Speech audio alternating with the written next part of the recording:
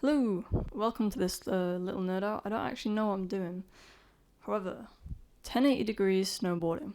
Ever heard of it? Well, I guess that depends on your age or your music taste. 1080 degrees snowboarding is a game where players control one of 5 snowboarders from a third person perspective, where you can jump and perform tricks across 8 levels. Now, loads of games had drum and bass and jungle soundtracks, but this one clearly stood out. Firstly, this is a Nintendo 64 game with a 1998 release. 1998 was a significant year. The Winter Olympics were held in Nagano, Japan, meaning extreme sports were becoming increasingly popular. The Titanic film was released in the UK, and most importantly, Britney Spears was on the rise. But by no means was 1080 the first snowboarding game, but what sets this aside? The soundtrack. Let me introduce you to the one and only Kenta Nagata. Nagata started working for Nintendo in 1996, and his first task was not an easy one. Mario Kart 64.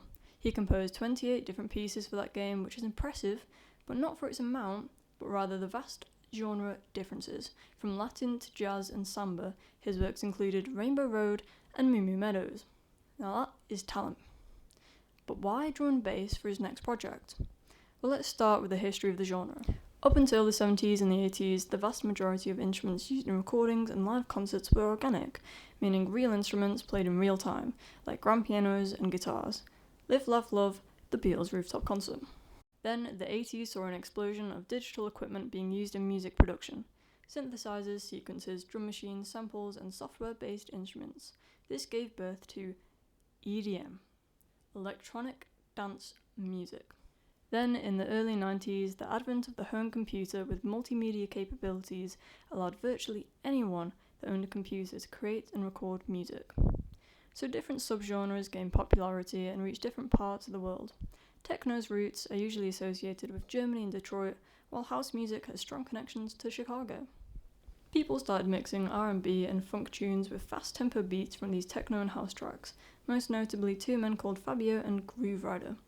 They coined the term jungle. What name is given to the genre of dance music that developed in the UK in the early 1990s out of the rave scene and reggae sound system culture associated with acts such as A Guy Called Gerald and Goldie? Drum and bass. I can't accept drum and bass. We need jungle, I'm afraid. Jungle music was always strongly associated with the Jamaican culture. During World War II, Caribbean people were strongly encouraged to immigrate to the United Kingdom, and with that, they shared their culture, bringing genres such as ska, dancehall, and reggae into the music scene. Born in the UK in the end of the 80s, jungle music was full of energetic drum patterns, heavy bass lines, and a high tempo that matched the fast-paced nature of these new 3D games. Combine all of these elements with the naive hope for the future that was flowing in the air in the 90s, and you have yourself a work of geniusness. These songs enhanced the gaming experience by bringing players closer to the action. Snowboarding games like 1080 were deeply tied to extreme sports subculture, which had major overlaps with rave and electronic scenes, especially in Europe and Japan. Players of these games were often also part of skateboarding or clubbing communities where drum and bass thrived. One popular technique was to use a sampler to isolate and record parts of existing songs and use them to create new tunes. These songs used these samples, and the compressions and speed of delivery of the lyrics ended up proving problematic for the game's localization teams due to misinterpretations. This is a test had to be changed for the English distribution. Jim Warner, America's localization, said the bridge of the track had to be changed twice because it had a voiceover where a man kept repeating what sounded like homosexuality. The second ended up sounding like necessary violence, and was completely taken out in the third version. Here's a quick introduction to a couple of the songs from the game.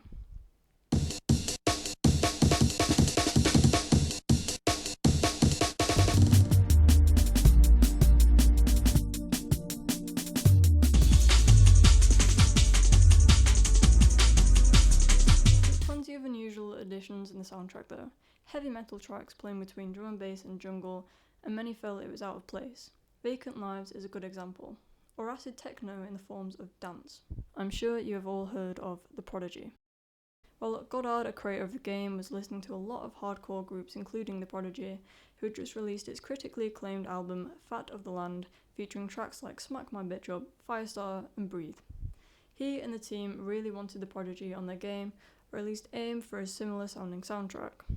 But at this point, they were one of the biggest acts of the time, but also one of the most controversial. Its single Smack My Bitch Up had provoked criticism from women's groups who claimed it advocated violence against women, while its music video for the single Firestarter had led parents to jam the BBC switchboards after featuring its devil horn singer Keith Flint on the top of the pops. Goddard would constantly put music from The Prodigy over videos of gameplay, and was trying to convince Nintendo to try and license music from the band. Unfortunately, he said it was a bit too far-fetched for Nintendo. Now let's actually answer the question of why drum and bass?